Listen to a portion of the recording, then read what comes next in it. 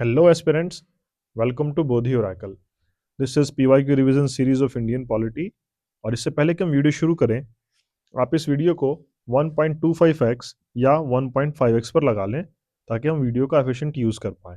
इस वीडियो में 1996 से 2025 के सभी क्वेश्चंस या ऑप्शंस भी जो कि इंपॉर्टेंट एक्ट्स, कॉन्स्टिट्यूशनल अमेंडमेंट्स या शेड्यूल से आए हैं, उनको हमने क्वेश्चन आंसर की फॉर्मेट में यहाँ पर डिस्कस किया है, राइट, ताकि आप उसको इफेक्टिवली रिवाइज कर पाएं. तो आइए शुरू करते हैं. फर्स्ट क्वेश्चन 1996 से हम लोग शुरू कर रहे हैं. The 73rd constitutional amendment is related to. हम सभी जानते हैं 73rd कॉन्स्टिट्यूशनल अमेंडमेंट जो है वो 1992 में आया था और एप्लीकेबल हुआ था अप्रैल 1993 से. It was about Panchayati Raj, right. आगे चलते हैं. 97 का क्वेश्चन है. The 74th constitutional amendment deals with. 74th constitutional amendment deal करता है म्युनिसिपैलिटीज से, right. It deals with municipalities. ये कब आया था? ये भी 1992 में आया था और ये इफेक्टिव हुआ जून 1993 से, राइट. तो नेक्स्ट चलते हैं. 99 का क्वेश्चन है. The anti defection law was introduced by which constitutional amendment. Anti defection law जो है उसने कॉन्स्टिट्यूशन में 10th शेड्यूल ऐड किया, राइट. ये कब आया था?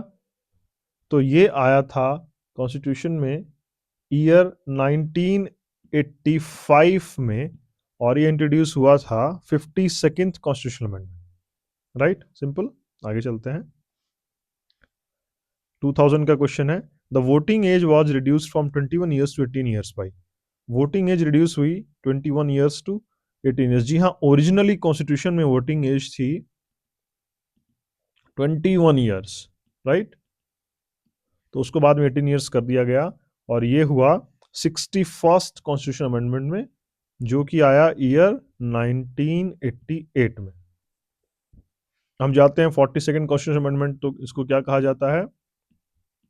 Mini constitution. 44th किस लिए जाना जाता है? इसने रिवर्स किए बहुत सारे प्रोसेसेस को, राइट. और 73rd किस लिए जाना जाता है? ये तो जाना जाता है पंचायत के लिए, राइट. तो 61st is the correct option. Next में चलते हैं. 2002 का क्वेश्चन है. The 86th constitution amendment deals with. 86th constitution amendment किससे डील करता है? तो जो 86th कॉन्स्टिट्यूशन अमेंडमेंट है इसने कॉन्स्टिट्यूशन में इंट्रोड्यूस किया right to, fundamental right to education, right. सिर्फ राइट नहीं लिखना, फंडामेंटल राइट टू एजुकेशन. ये लाया कॉन्स्टिट्यूशन में आर्टिकल 21A. वो आर्टिकल 21A क्या बोलता है? 6 to 14 ईयर्स को फ्री एंड कंपल्सरी एजुकेशन मिलेगी, राइट. और इसने क्या क्या किया? इसने आर्टिकल 45, आर्टिकल 45 क्या होगा? ये डीपीएसपी होगा. इसको भी चेंज करके क्या कर दिया?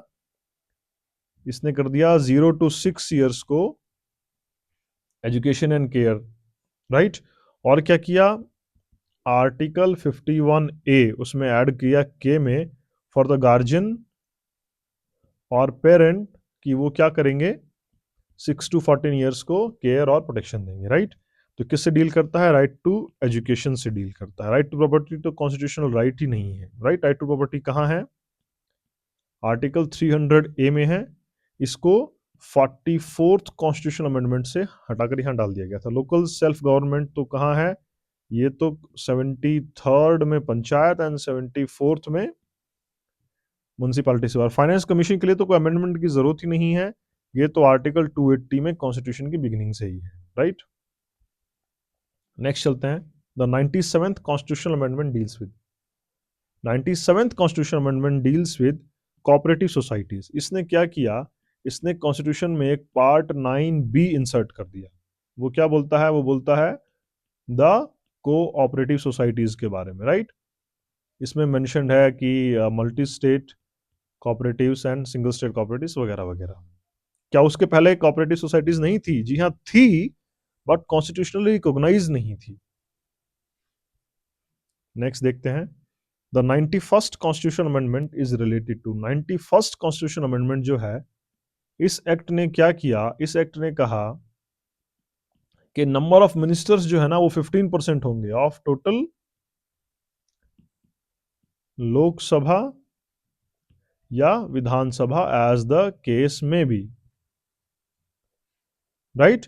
इसके लिए आर्टिकल 75 में अमेंडमेंट किया गया, इसके लिए आर्टिकल 164 में अमेंडमेंट किया गया, राइट। तो limiting the size of the constitution, sorry size of the council of ministers, right.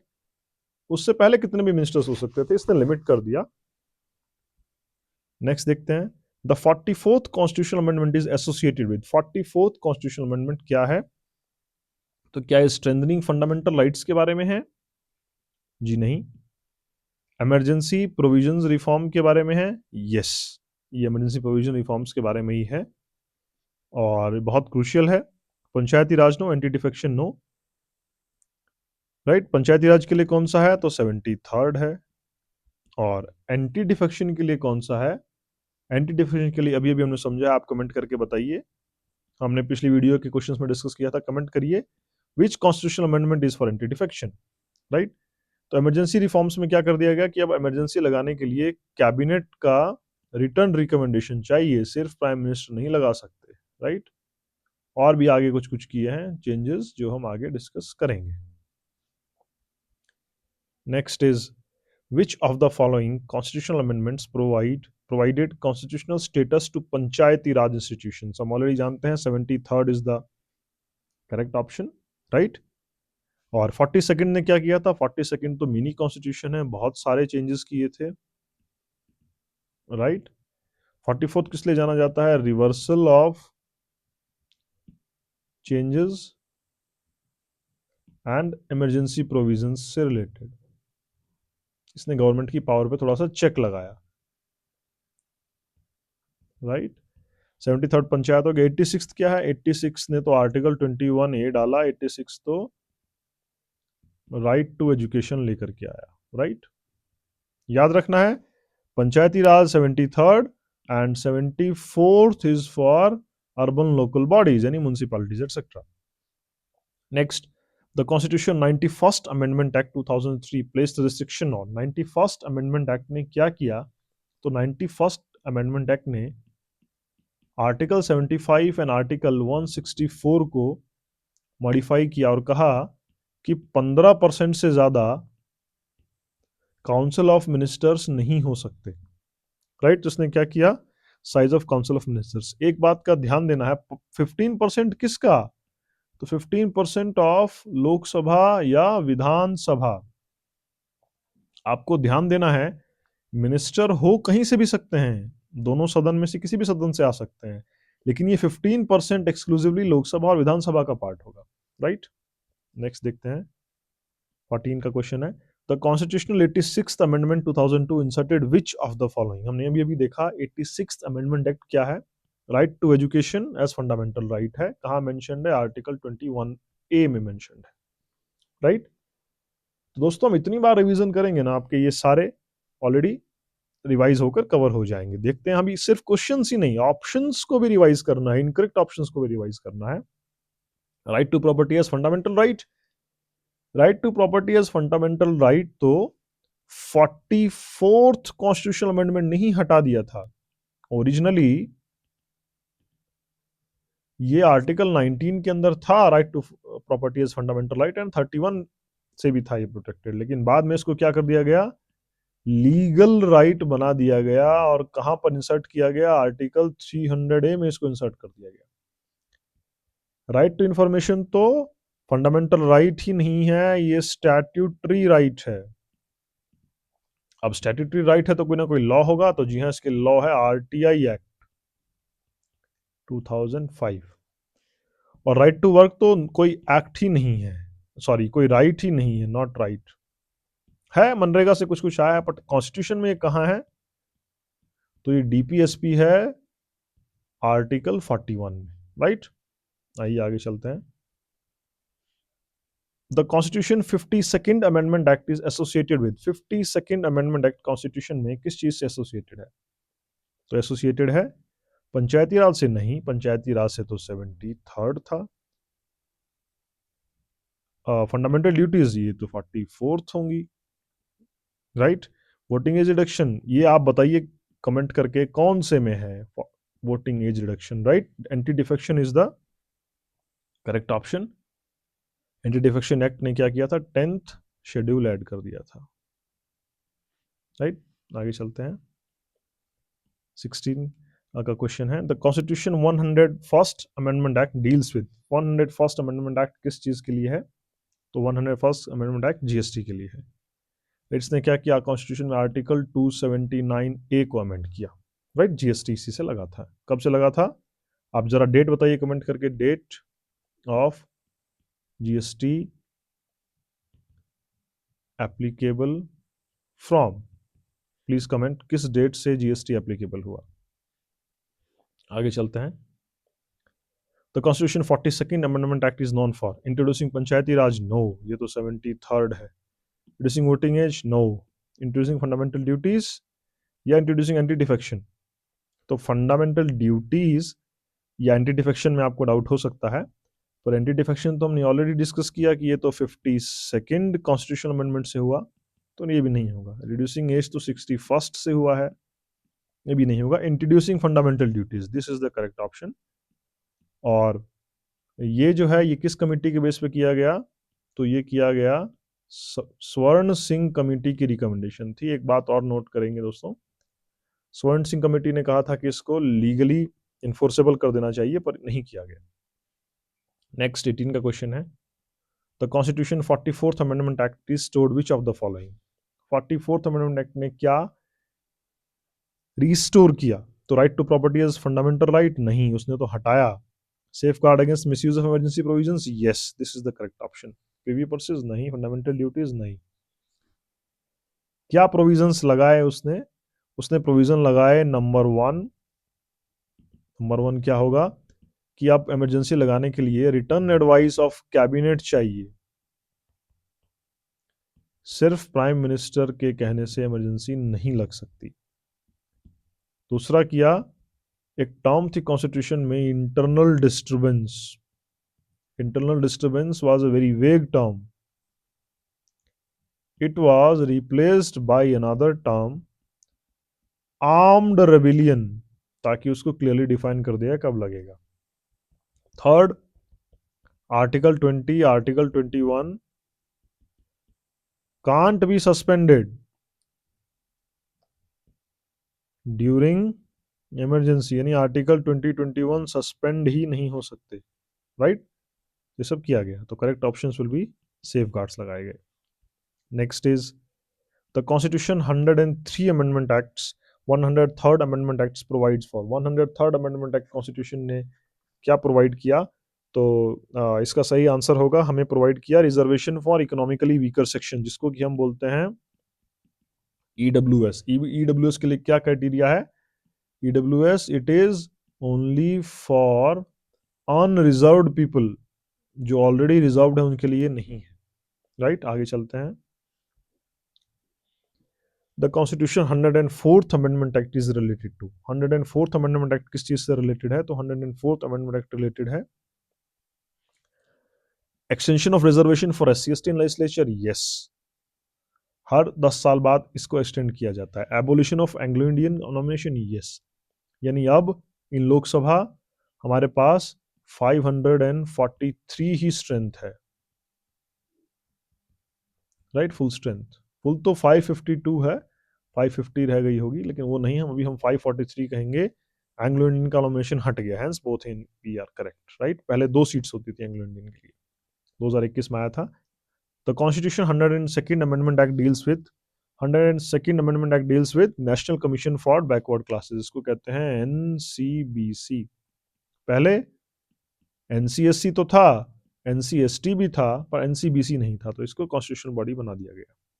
Next देखते हैं, 2022 का क्वेश्चन है, the constitution 105th amendment act is associated with, 105th amendment act, तो ये है cooperative societies, no, reservation for OBC, no, GST commission, no, yes, state power to identify OBCs, now states have power to identify OBCs, right. Next, the constitution 106th amendment act provides for, ये क्या देते हैं, GST council reforms नहीं देते, national judicial commission भी नहीं देते, cooperative autonomy भी नहीं देते, वुमेन्स रिजर्वेशन लेजिस्लेचर देते हैं, वुमेन्स रिजर्वेशन लेजिस्लेचर ये कितना है, तो इसके बारे में हम जान लेते हैं। 33% होगा of legislature, right. Next is it is for initially for, हमेशा के लिए नहीं है ये, इनिशियली फॉर 15 ईयर्स है, may be extended by parliament. Applicable from, ये कोई एप्लीकेबल हो गया, नहीं हुआ applicable. Applicable from first census, sorry applicable post first census after enactment, तो अभी एप्लीकेबल नहीं हुआ है, हालांकि पास 2023 में ही हो गया। नेक्स्ट देखते हैं, the constitution 101st amendment act established which of the following, 101st ने क्या एस्टैब्लिश किया, फाइनेंस कमीशन, नो, ये तो आर्टिकल 280 में पहले से ही है। जीएसटी काउंसिल एस्टैब्लिश किया, जी हाँ, जीएसटी काउंसिल एस्टैब्लिश किया, कहाँ किया, आर्टिकल 279 ए में किया। Interstate council, no, interstate council तो आर्टिकल 263 में पहले से प्रोवाइडेड है। नीति आयोग, नीति आयोग तो नहीं होगा क्योंकि ये तो एक नॉन कॉन्स्टिट्यूशनल बॉडी है, ये तो कॉन्स्टिट्यूशन में है ही नहीं, तो correct option is GST council. दोस्तों एक बात और आपको याद देना है, GST council is a constitutional body, याद रखना है। इसके चेयरमैन कौन होते हैं, तो कमेंट करके बताइए, who is the chairman of GST council. Next देखते हैं, 95 का क्वेश्चन है, the provision relating to administration of scheduled areas and scheduled tribes are contained in, तो ये कहाँ कंटेन किया गया है, शेड्यूल्ड एरियाज और शेड्यूल्ड ट्राइब्स के लिए, जी हाँ, 5th शेड्यूल में किया गया है, राइट। तो 6th शेड्यूल में क्या है, तो 6th शेड्यूल में भी है tribal areas for AMMT states, ये क्या हुआ, असम, एम क्या हुआ, मिजोरम, दूसरा एम क्या हुआ, मेघालय,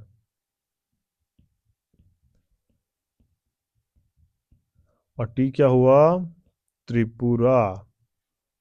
असम, मिजोरम, मेघालय एंड त्रिपुरा, इसको याद रखना है, AMMT स्टेट्स शेड्यूल 6 में है।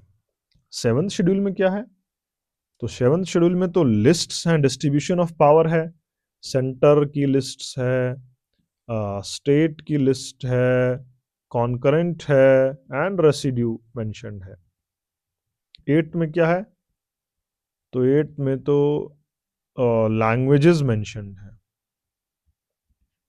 ऑफिशियल लैंग्वेजेस, राइट, तो 5th is the correct option. Next देखते हैं, the 6th schedule of the constitution of India deals with, अभी हमने देखा 6th शेड्यूल किससे डील करता है, तो administration of certain areas in certain north east states, कौन से सर्टेन नॉर्थ ईस्ट स्टेट्स हैं, AMMT, आसाम, मेघालय,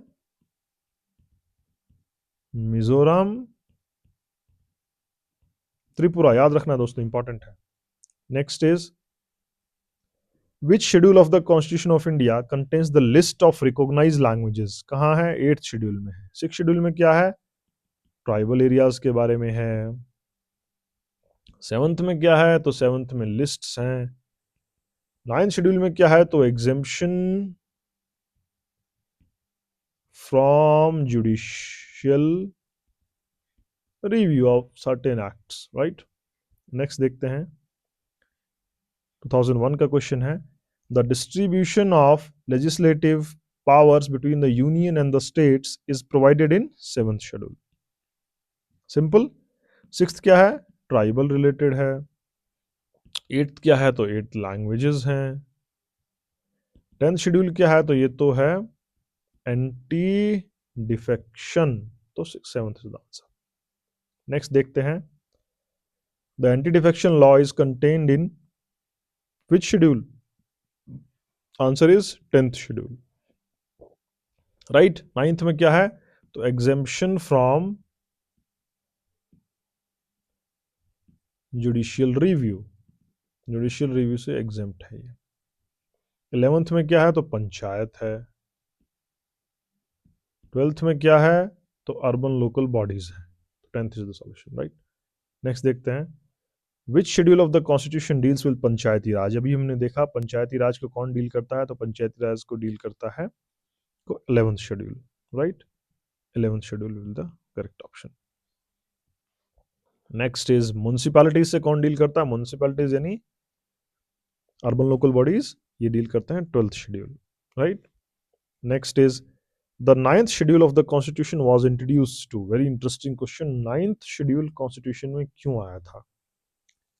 तो जो 9th शेड्यूल है कॉन्स्टिट्यूशन का, वो लाया था आर्टिकल 31B।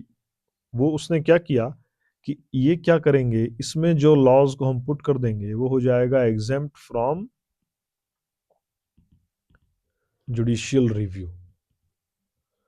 लेकिन क्या हुआ, इन सुप्रीम कोर्ट ने एक जजमेंट दिया, किस केस में दिया, IR कोहेलो केस में, राइट। ये केस कब हुआ था, 2007 का जजमेंट है। उन्होंने कहा कि all laws added to 9th schedule, all laws added to 9th schedule,